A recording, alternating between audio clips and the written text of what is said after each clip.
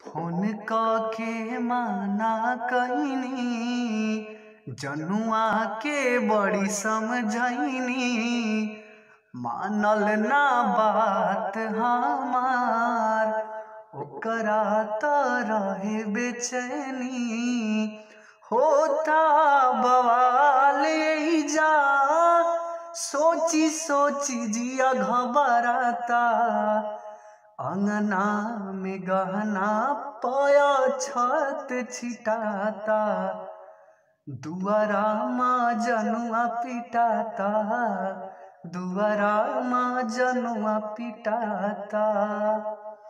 रहे माटी कोड़ तहिए जोर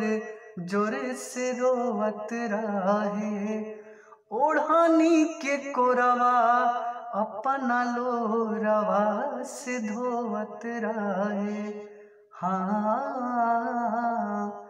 गेहूं के संगे संगे देखा अब तो घून पिसाता अंगना में गहना पाया छत छिटाता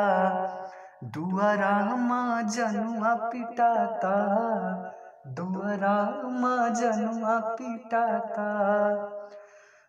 मेहंदी महावर चूड़ी पेन्हल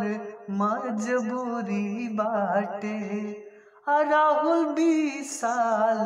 से ना अभियो कौनो दूरी बाटे पिया